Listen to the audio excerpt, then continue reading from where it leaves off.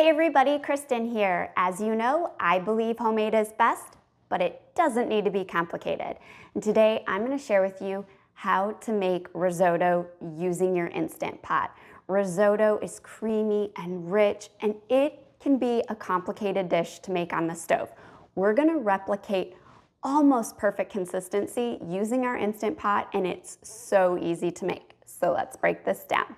Before we get started, I want to mention that you must use arborio rice.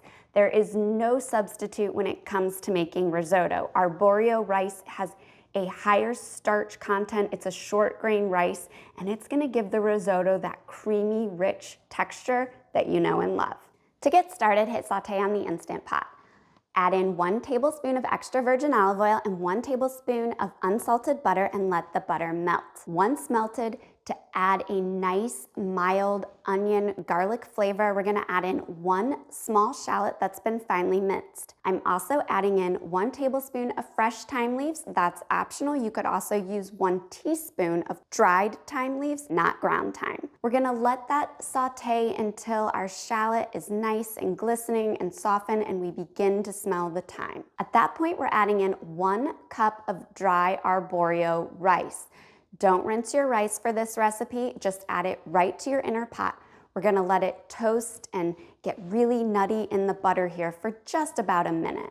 After the rice has toasted, add in 1/3 cup of dry white wine like a Pinot Grigio. Alternatively, you could use 1/3 cup of vegetable or chicken stock here. We're gonna let the wine cook for about a minute so that the alcohol evaporates off and the wine reduces and intensifies in flavor, giving our risotto this nice acidic flavor. Hit cancel to turn off the saute function. Now we're gonna add in 2 cups of vegetable broth or chicken stock, and it needs to be warmed up. I know this goes against everything I usually say, but you want your broth to be about 110 degrees, just slightly warm, so that the risotto has the right consistency. Along with a good pinch of salt and pepper, give it a stir, and that's it. Pop your lid on your Instant Pot, make sure your vent knob is pointed towards sealed, and to set the cooking time, hit manual or pressure cook, and use the plus or minus buttons to adjust until it reads 5. After the cooking time has elapsed, you want to let pressure release naturally for at least 10 minutes. Super important for the risotto to finish cooking, for the rice to hold the right texture. Then you want to open up your Instant Pot.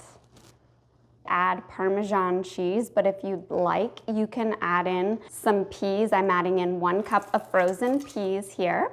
No need to defrost. The residual heat from the risotto will warm those through. Now, one thing we are going to do as we stir this, you can see here it's creamy, but it's not really liquidy like most risotto is. And so what we can do to get that perfect texture is I have 1 cup of hot vegetable stock here. You could use chicken stock if that's what you were using to start.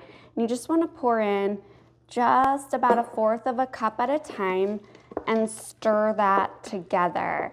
And that's gonna give the risotto that really loose, creamy consistency that you know and love without the hard work of making risotto on the stove.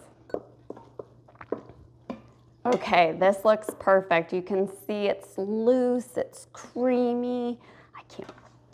Okay, the easiest way to dish up risotto is just to pour it into your serving dish.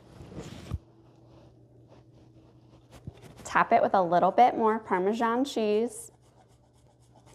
Okay, let's go in for a bite here. So good. It is so creamy. It tastes like there's cream in it, but there's no cream. You get hints of the shallot, so it feels sophisticated, and then that white wine, I just feel a little bit of acidic balance in the back of my palate. The peas give it a little bit of freshness. It's so creamy, it's so cheesy, it's so delicious. For another Instant Pot recipe that is sure to impress, be sure to catch my next video where I share with you how to make Instant Pot short ribs. Until next time, happy cooking.